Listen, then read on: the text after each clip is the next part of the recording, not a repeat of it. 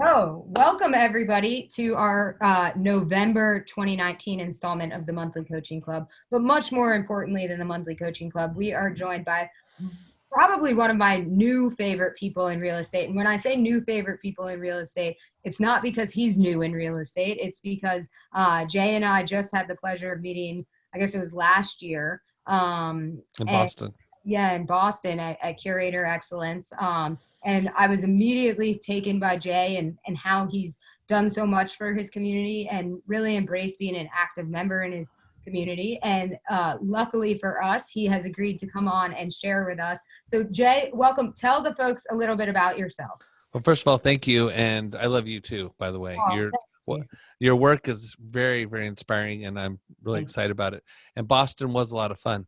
Yes. So I'm a 26-year real estate agent. I'm a broker owner of my own company, J Marks Real Estate, in the Dallas-Fort Worth area.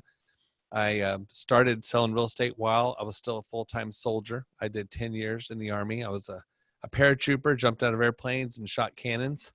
Thank you for So your service. airborne. Yeah, thank you. It was a lot of fun. But I'm glad that part's over. This part's a lot more fun. And I have a team. There's 8 of us. And we're selling about 110 houses a year, every year now for 3 years in a row. So we keep getting stuck at the 110 mark. We just had a big meeting this week. We're going to get that fixed. We're going to boost it up next year. Awesome.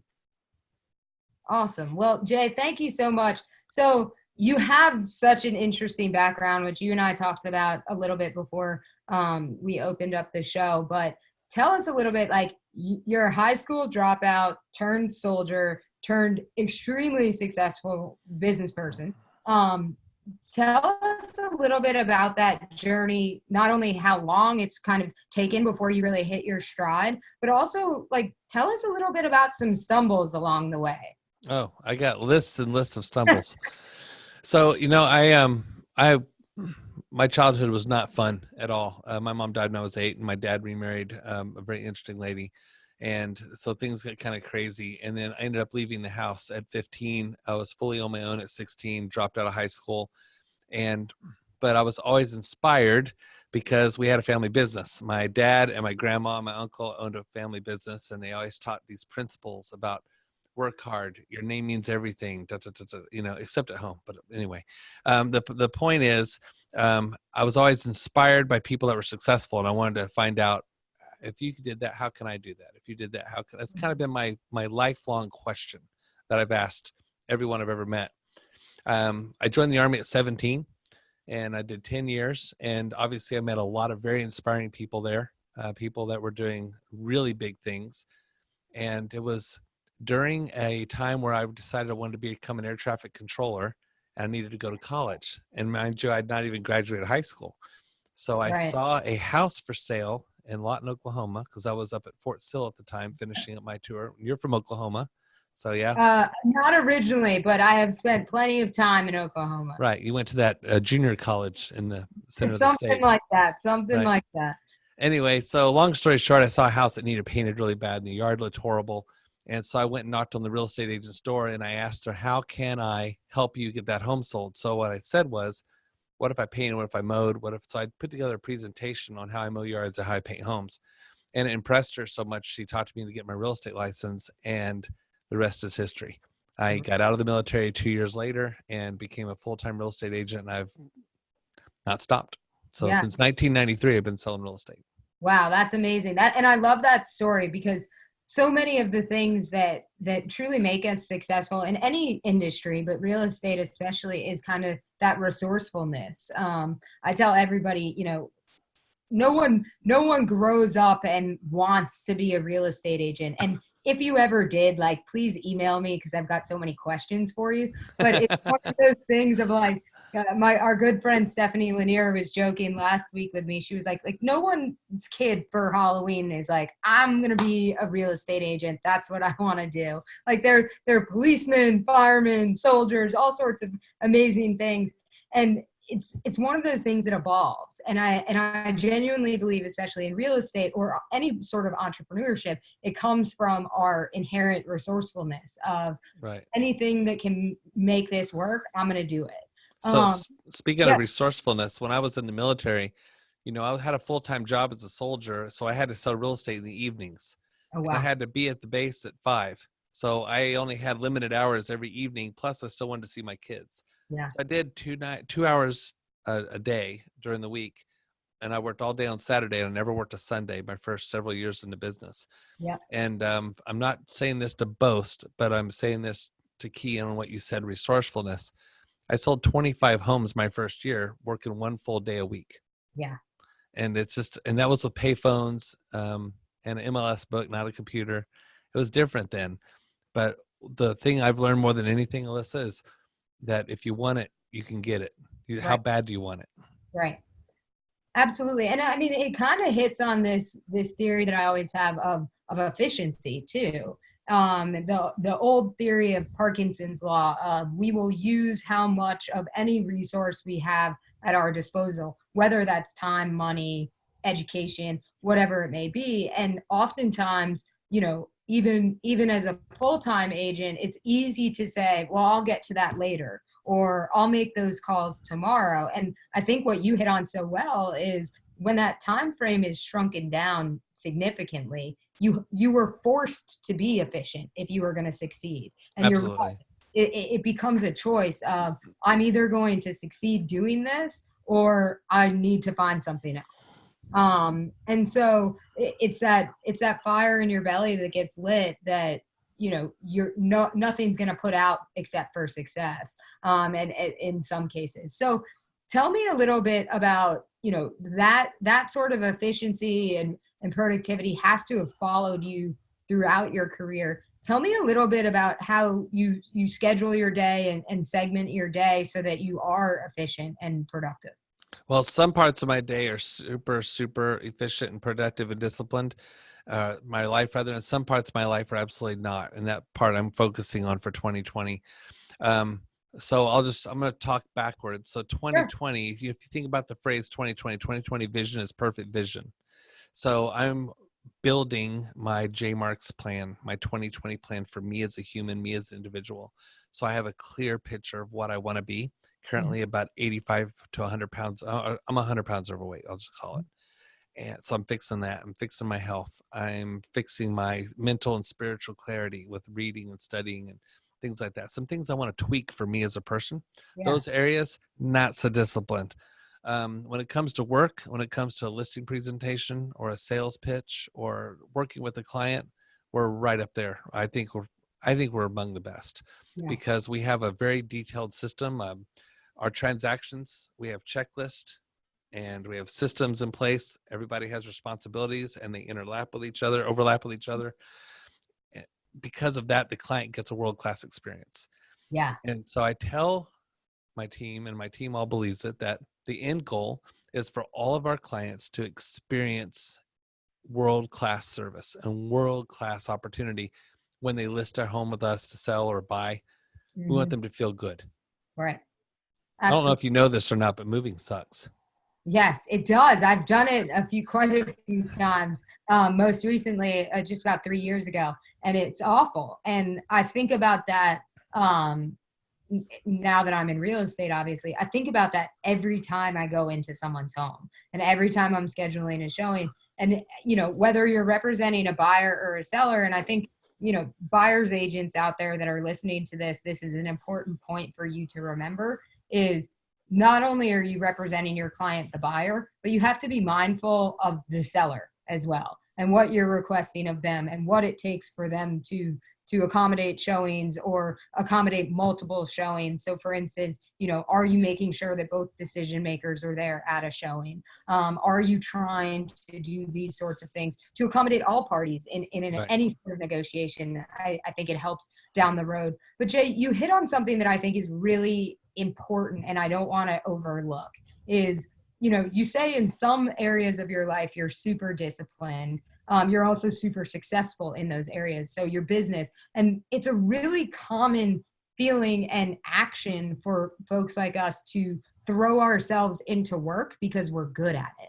and we know that that's where we're going to be successful. And with your weight loss, with your health goals, I've had goals of my own. Some I've achieved, some I'm a constant work in progress. But it's one of those things that those tend to be the really difficult goals, because it causes you to fail time and time again, and it's not that instant success. So tell us a little bit about, how are you sticking to those goals? Do you have accountability in place, like beyond yourself? Do you do benchmarks? How do you stick with those not so easy to achieve goals? So I've hired someone to help me with that. And so she comes to our house twice a week, early in the morning. She is a ball of fire. She is our trainer. And also my wife is doing it with me. Absolutely. What I've discovered, when one of us tries something, it doesn't always work out. So she and I teamed up, my wife and I. We set some goals. We actually even decided for Christmas we're giving each other cooking lessons. We're going to go attend some really fun places, Sur La Table and other places, how we cook some fun foods. And obviously we modify it for what we're trying to do for our diet. But this lady comes in. She's a personal trainer. She's also in the health industry. She's a physical therapist.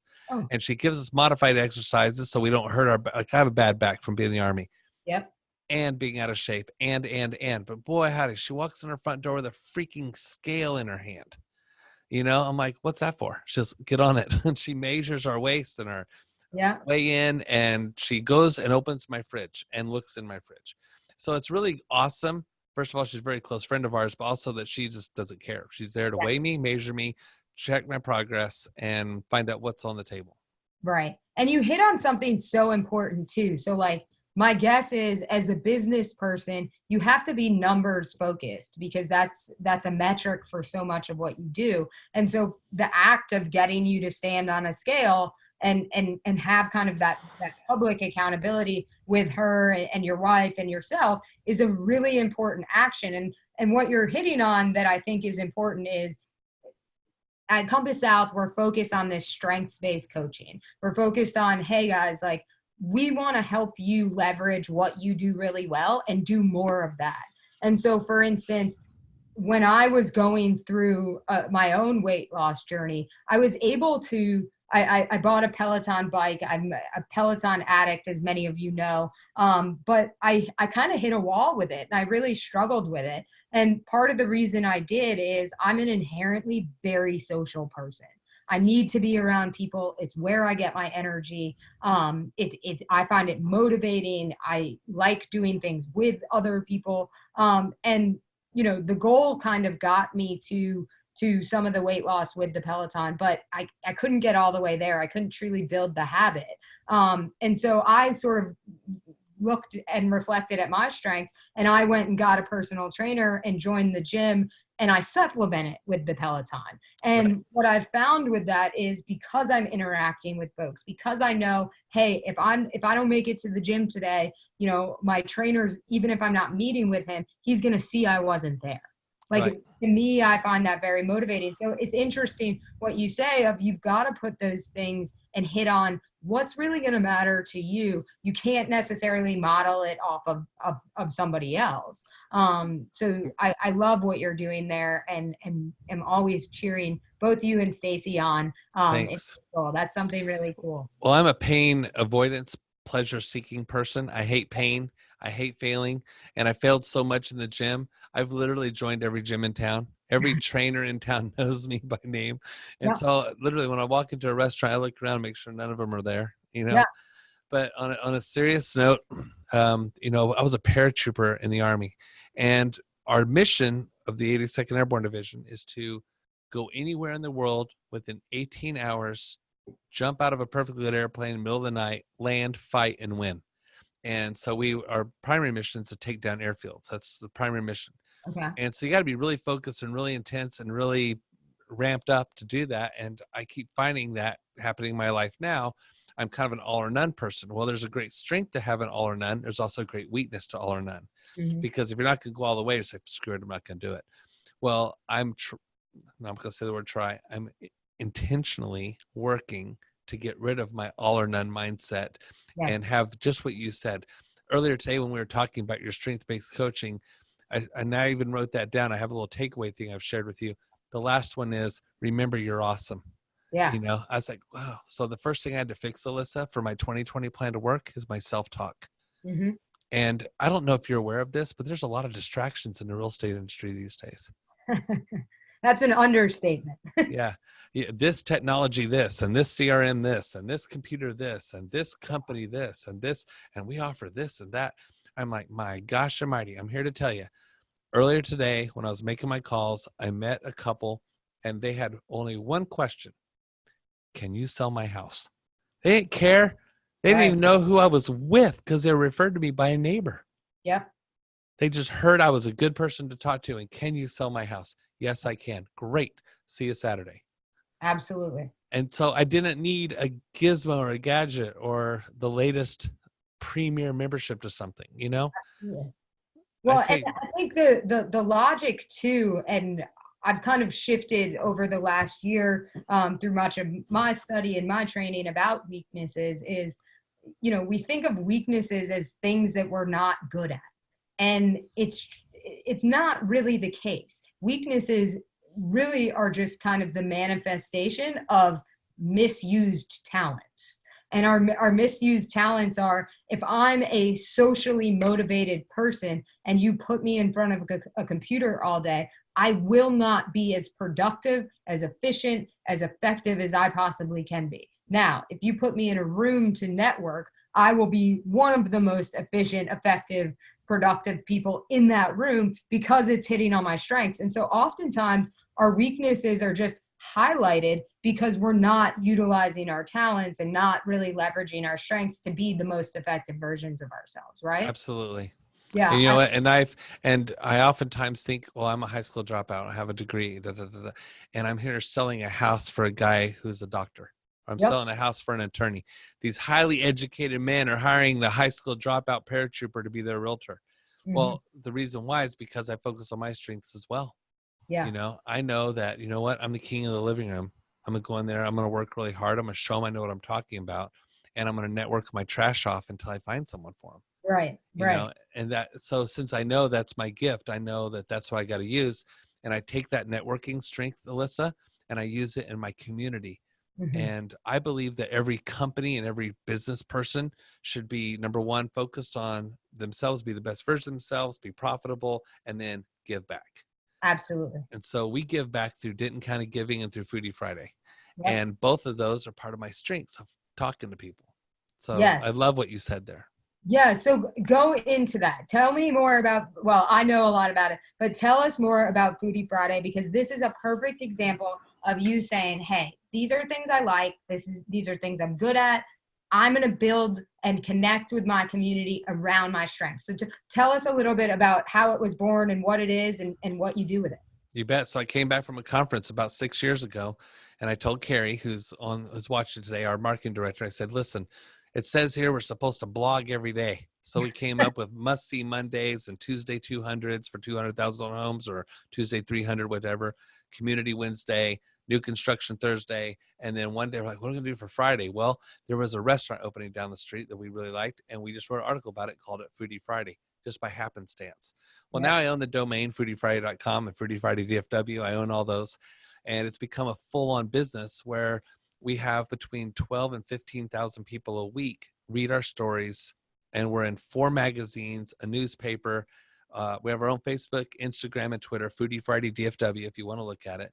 Hmm. But the purpose of it is to give back. So we don't charge anything for it. And I want you to know, if I wanted to, I can easily make 6 figures off of this. Yeah. Easily.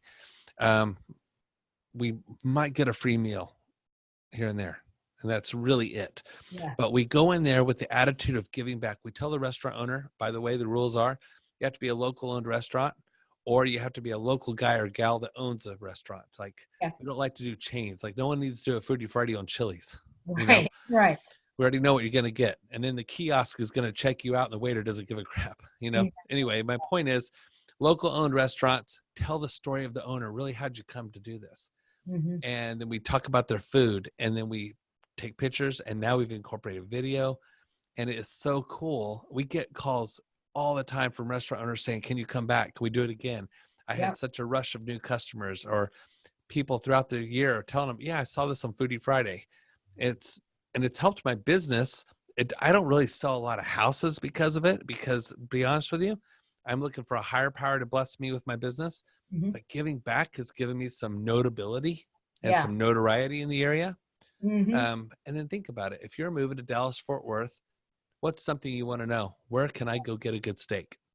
What's a good place to go grab a good family dinner? Well, I can tell you because I'm a real Absolutely. estate agent and I know the good place to eat. Absolutely. I went to Dallas earlier this year, and I looked on Foodie Friday to Oh, figure did out you? where we need. But I Good mean, I job. think it's something that is amazing, and it's something that I've seen other agents do successfully in different ways. So our good friend Judy Weiniger showed a video of a local pizza place owner at a Hmm. conference I was at with her, and she's highlighting it, and you're hitting on exactly what people buy homes for. They're buying for the community, where they're going to go for that local slice or that burger or the steak. They're buying for, what do people love about schools? And so Judy's taken it to do schools, similar to how you've done restaurants. And Right. it's fascinating to see the traffic that gains, because here's what you're doing. And I want to point this out for the folks that are not pulling this, because I think it's important. You're giving the insight that people can't Google. Yeah. You can Google restaurants, but really the ranking is coming by how many reviews did they get.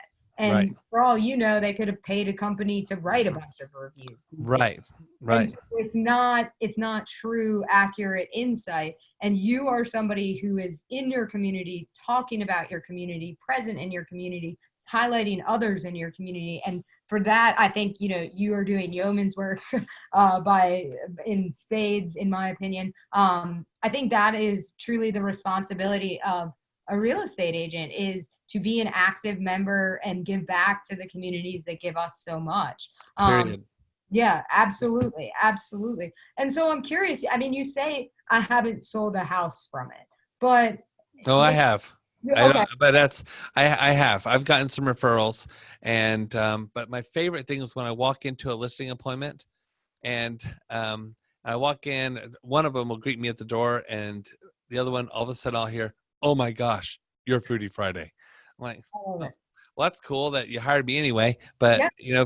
it really helps. And then I've also had people call me and say, "Hey, we're moving to the area. We've already bought a house, but I saw we want to do a thing for our daughter's birthday. Who do you recommend?" I don't care if they're a client or not. I give them the answer, but guess what? That always turns around. They'll say, "J Marks was so helpful.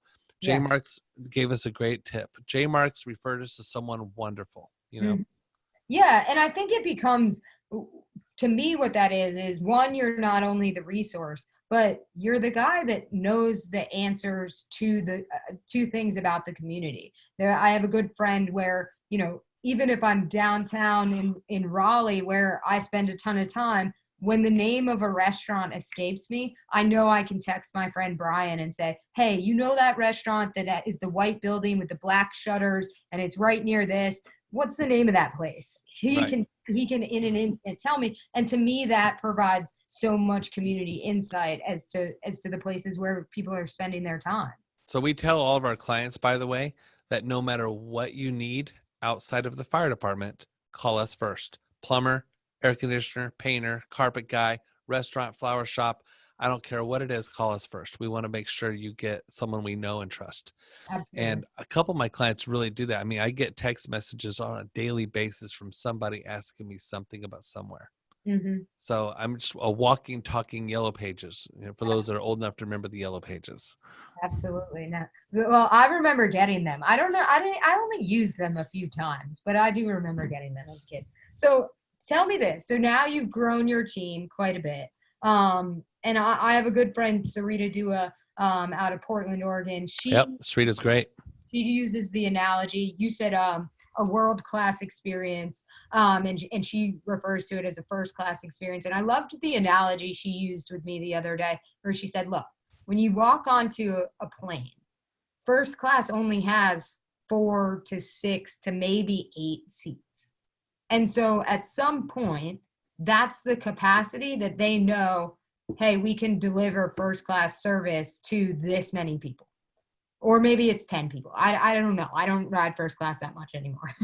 But it's one of those things that I thought that analogy was so powerful because to me, it really speaks to why people like yourself build teams, leverage other people. So talk to us a little bit about how you knew when to grow and to this day, how you know when to grow. So I think an individual agent could probably sell 40 houses no problem without help Hmm. and do a dang good job if they're sharp. Yeah. But I think that once you get to 30 to 40 deals, you need to start implementing help because you're going to start missing deadlines. You're going to be late for appointments. You're going to forget to send something in. And that starts to affect people in a really big way. Yeah. And so I just looked at my numbers. We're at 106 closed and pending so far this year. We have 100, I'm sorry, I have 101 closed, 6 under contract. We're trying to hit 110 by the end of the year. My headphones are falling off. But how I know to grow is whenever there's stress. So just like a stress on a building, they put foundation piers under it. Hmm. Well, so when I see stress in one of our areas, and the greatest example of that is Carrie, my marketing director. So Carrie came to me one time and she said to me, Jay, I need to talk to you. And she says, I'm doing my entire job between 60 and 70%. Yes. I'm like, I didn't. I was like, well, that will do better. That's what I wanted to say.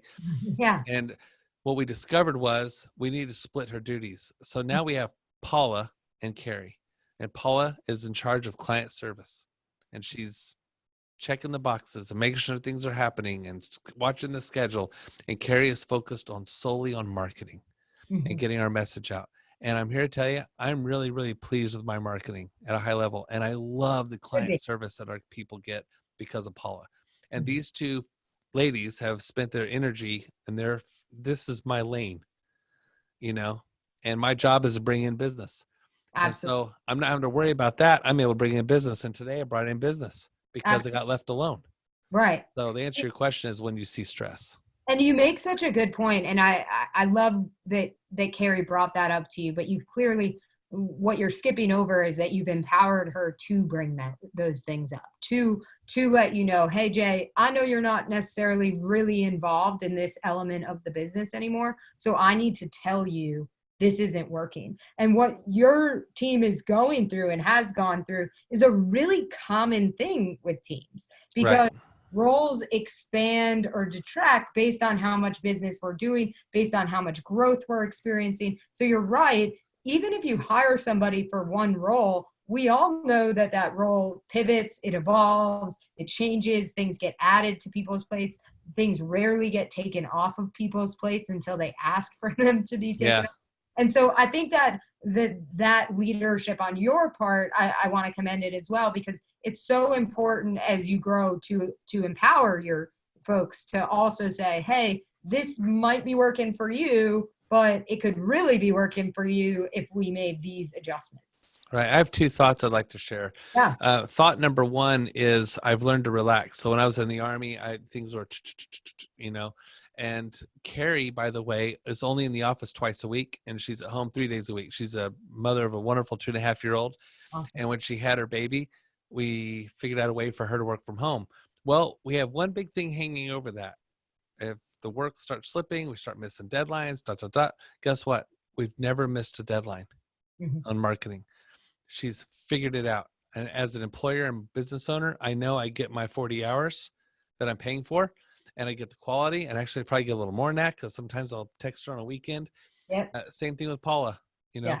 know, how do you work? And the cool part is everyone on my team has a voice and I've created the culture where they can say to me anything they want. They can't tell me to go to hell or something, but well, one of them has. Just kidding. But the point is, That was your we've done, wife, though. So yeah. If you're watching, I love you, Stacy. No, but on a very serious note, we want people to feel empowered to say what they feel, say what they think, and to share their area of responsibility. Second thing I want to say is in the military, we met all the time. We had meetings all the time, communicate all the time. Well, we do that too through technology. We don't use Slack. We text each other and have an email chain going, which is working really well. But once a week on a Monday morning, everybody comes in and I lock the door. We turn off the phones and we focus and we go over the entire agenda of how our team works, what's on the calendar. We coordinate our calendars. all of our clients. And having one powerful meeting at the beginning of the week has made a tremendous difference. We've been doing that for about 3 years now, 4 years, I think. Yeah. And it's been, one powerful meeting a week has made a major difference. That was Carrie's idea also, by the way. Well, first off, Carrie sounds amazing. So great. Yeah, and she's not available. Yes, no, she's not looking. But I think that that's so important is, you guys have heard me say for years, look, every time you get off task, it's taking you this amount of time to get back on task. So just don't get off task. And the way that you're talking about it is this focused, effective time allows you guys to be so efficient during that time that you're not having a meeting every day. If you're meeting multiple times a week, having to have a daily phone call, the reality is those calls, those meetings are not efficient, and they're definitely not effective. It also means you have really bad staff members. I've got great people that work here, so they just take action. Yes. And I make think decisions. that's something that's so important is, you're giving them a voice and you're letting them really develop their own role. And I think that's something I want to hit on, because when you let people define their role and develop their own role, they not only own the task, but they're also not going to make themselves unemployed.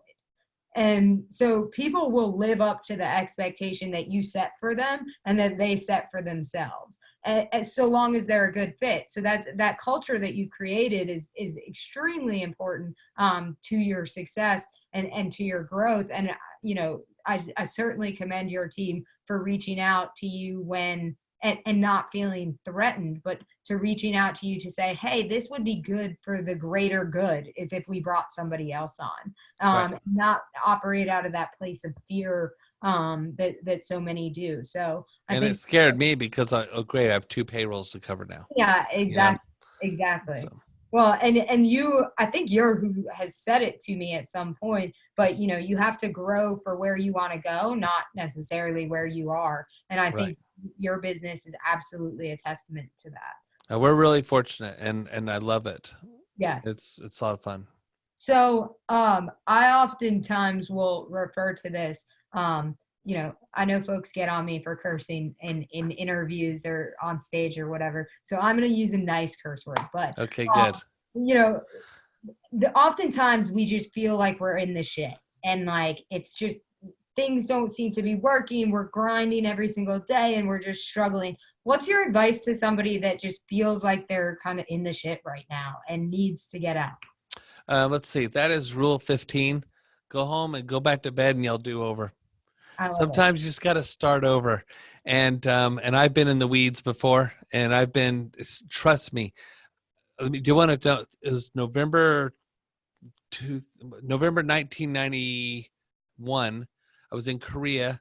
It was raining. It was about 33 degrees, like a degree over freezing.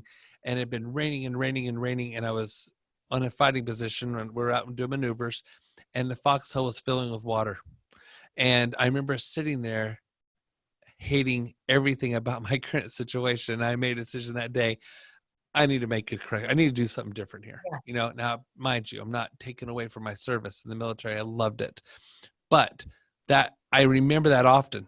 Like, you know what? I made a couple of major decisions that day to change my course. You can do that. Mike Ferry once said, if you're going to be depressed, try to be positive 51% of the day, so you can go home at night and say, hey, it was a better day than bad. Mm-hmm. And then also, if you're going to be depressed, limit it to an hour. Yeah. At 2:00, I'm scheduled to be happy. Yeah. Psych yourself out.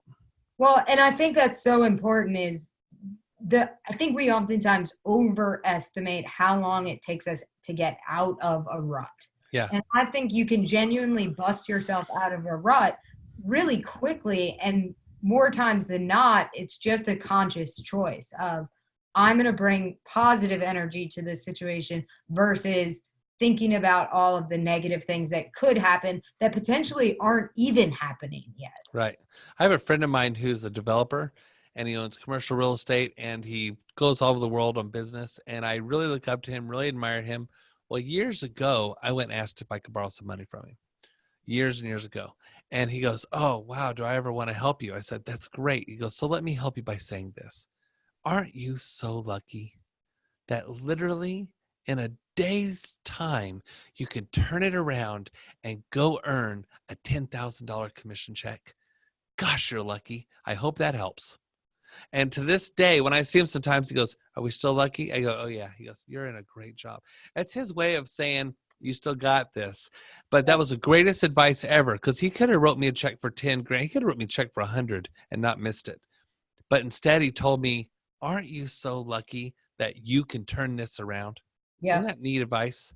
Yeah, that's amazing advice because it's so true. We have the power to dictate our circumstances, to dictate what our success is. It's not necessarily the book Atomic Habits makes this point, Yes, great uh, book. but it's not necessarily about where you are. It's about the trajectory that you're on. So if you're a millionaire and you're living outside of your means every day, eventually you are on a trajectory to be broke. You're gonna But be if $1,000 heir. yeah, exactly. And if you're, broke, dead broke, but you're saving just a little bit of money here and there, you're on an upward trajectory and you can build yourself into a millionaire. So it's more about focusing on that trajectory rather than your current state. And I think that's something that I've really taken from that book as well. So Jay, this has been amazing. If you could leave our audience with one takeaway that they try to go and implement, try to inspire them, whatever it may be, what would that be? Um, well, I've talked about it. I made a little list of takeaways that I've sent you to pass out to whoever wants it. Yeah, But I would say number one, to be kind to yourself and remember that you are a divine son or daughter of God and that you were sent to this earth with a mission and a purpose. And that wasn't to be a loser. And real estate is hard. And you can make it even harder by focusing on things you shouldn't. So absolutely. ignore the noise. Ignore all these people selling you stuff. My email is filled with it every day. Hey, click here, sign up for this. We got this, you know, instead, go make a difference in your community. Go make friends with the baker and the shopkeeper, and go make friends with the town librarian. And guess what? You will start getting a huge business. And then most of all, know your profession. Study the contracts. Study the market every day. So when someone says, "Hey, how's the market?" you can say, "Well, ironically, there are 42 homes on the market in your city today. Did you know it takes 38 days to sell it?" You'll be able to rattle off the facts because that's what makes you an expert. Absolutely. Jay, there's no better way to end the show. So I'm just going to shut up after that one. That was absolutely amazing. If somebody wants to get in touch with you, where can they find you? Oh, they can DM me here on Facebook at JMarks Real Estate, our Facebook page, or you can call me on my cell, 817-477-9050. It's a public number, or you can email me as well. Awesome. Well, Jay, thank you so much. It has been such a pleasure interviewing you, having you on the show, knowing you, having you in my life. I definitely feel blessed to have you in my life. So thank you so much. You matter to me too. Give your wife my love. I will. Thanks so much, Jay. Take care.